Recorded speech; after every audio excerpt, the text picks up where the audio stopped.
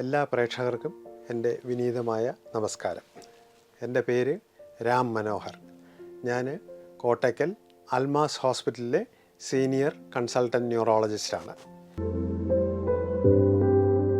July 22 ലോകമെമ്പാടും brain day ആയിട്ട് ആചരിക്കുകയാണ്.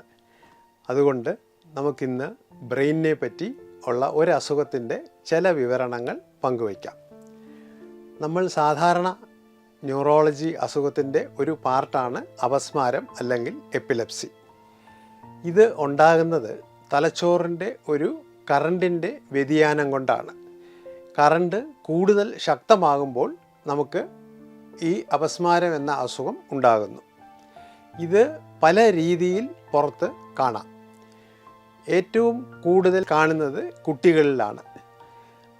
ഇതുകൊണ്ട് പൊതുജനം എങ്ങനെയാണ് അപസ്മാരം പുറത്ത് കാണുന്നത് എന്നുള്ളത് അറിഞ്ഞിരിക്കണം. ഇല്ലെങ്കിൽ ഇത് അപസ്മാരമാണോ അല്ല വേറെന്തെങ്കിലുമാണോ എന്ന് തെറ്റിദ്ധരിക്കാൻ ചാൻസ് ഉണ്ട്. പെട്ടെന്ന് ഉണ്ടാകുന്ന ബോധക്കേട്, അതാണ് ഏറ്റവും സാധാരണമായിട്ട് കാണുന്നത്. അത് കഴിഞ്ഞിട്ട് കയ്യും കാലും ഇട്ടടിക്കുക, വായിൽ നിന്ന് നൊരയും പതയും വരിക, നാക്ക് കടിച്ചു മുറിക്കുക, മൂത്രം അറിയാതെ പോവുക, ഛർദ്ദിക്കുക, ഇതൊക്കെയാണ് ഒരു മേജർ അസുഖം ഉണ്ടാകുമ്പോൾ നമ്മൾ കാണുന്നത്. ഇതിനെയാണ് സാധാരണ എല്ലാ ജനവും അപസ്മാരം എന്ന് ധരിക്കുന്നത്. ഇത് തന്നെയാണ് ഒരു അപസ്മാരത്തിൻ്റെ രീതി. പക്ഷേ ഇങ്ങനെ അല്ലാതെയും പല ചെറിയ ചെറിയ രീതികളിലും അപസ്മാരം ഉണ്ടാകാം.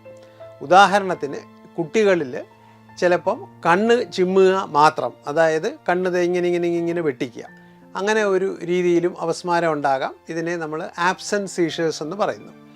വേറെ ചിലപ്പോൾ കയ്യിൽ നിന്നും സാധനങ്ങൾ തെറിച്ചു പോവുക, ഒരു കയ്യിൽ നിന്നോ രണ്ട് കയ്യിൽ നിന്നോ, അല്ലെങ്കിൽ ദേഹം മുഴുവൻ കൂടെ ഒരു ഞെട്ടലുണ്ടാകാം. ഇതിനെ നമ്മൾ മയോക്ലോണിക് എപ്പിലെപ്സി എന്നാണ് പറയുന്നത്. പിന്നെ ചിലപ്പം നമ്മുടെ സ്വഭാവത്തിനൊരു വ്യത്യാസം വരാം. പെട്ടെന്ന് ഒരു പരിസരബോധം ഇല്ലാത്ത അല്ലെങ്കിൽ പ്രത്യേക ഒരു സ്വഭാവം വരിക, എന്നിട്ടത് പെട്ടെന്നൊരു 2-3 മിനിറ്റ് കഴിഞ്ഞ് വീണ്ടും അത് നോർമലിലേക്ക് പോവുക.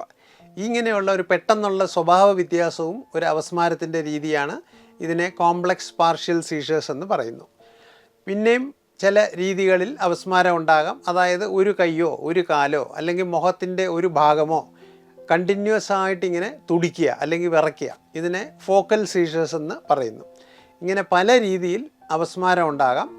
അത് പൊതുജനം അറിഞ്ഞിരിക്കണം, അല്ലെങ്കിൽ ഇതൊക്കെ അപസ്മാരം അല്ല എന്ന് തെറ്റിദ്ധരിക്കാം.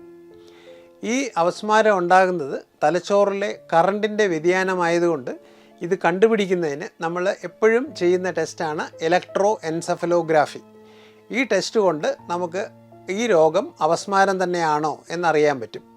ഇപ്പം വീഡിയോയും കൂടെയുള്ള സൗകര്യം ഉള്ളത് കൊണ്ട് വീഡിയോ EEG ചെയ്താൽ നമുക്ക് അതേസമയം രോഗിയുടെ അസുഖവും ആ സമയത്ത് ഉണ്ടാകുന്ന കറണ്ടിൻ്റെ വ്യതിയാനവും ഒരേ സമയത്ത് കാണാനും അത് അപസ്മാരമാണെന്ന് തീർച്ചപ്പെടുത്താനും സാധിക്കുന്നു. ഇങ്ങനെ ഉള്ള അപസ്മാരം കാണുകയാണെങ്കിൽ അതിൻ്റെ കാരണം കണ്ടുപിടിക്കാനാണ് നമ്മൾ MRI എന്ന് പറയുന്ന ടെസ്റ്റ് ചെയ്യുന്നത്. അത് ചെയ്ത് നോക്കിയാൽ ഈ അപസ്മാരം വരാനുള്ള കാരണം എന്താണെന്ന് നമുക്ക് മനസ്സിലാക്കാൻ കഴിയും. സാധാരണയായിട്ട് ചെറിയ ചെറിയ MRIയിലുള്ള സ്കാറുകൾ ഈ അപസ്മാരം ഉണ്ടാക്കാൻ ഒരു കാരണമാണ്. അപ്പോൾ ഈ 2 ടെസ്റ്റും കൊണ്ട് അപസ്മാരമാണോ എന്നും അതിൻ്റെ കാരണവും നമുക്ക് കണ്ടുപിടിച്ച് കഴിഞ്ഞാൽ അതിന് തക്കതായ പ്രതിവിധി ഇപ്പോൾ ഇഷ്ടം പോലെയുണ്ട്. ധാരാളം അപസ്മാരത്തിന് തടയുന്നതിനുള്ള അല്ല അത് കൺട്രോൾ ചെയ്യുന്നതിനുള്ള മരുന്നുകൾ ഇപ്പോൾ അവൈലബിൾ ആണ്. അത് നമ്മൾ ലോങ് ടേം ആയിട്ട് കഴിക്കണം. 1-2 ദിവസം കഴിച്ചാൽ പോരാ, വർഷങ്ങളോളം നമ്മളിത് കഴിച്ച് കംപ്ലീറ്റ് അസുഖം മാറി എന്ന് കണ്ടതിന് ശേഷമേ ഇത് നിർത്താൻ പാടുള്ളൂ.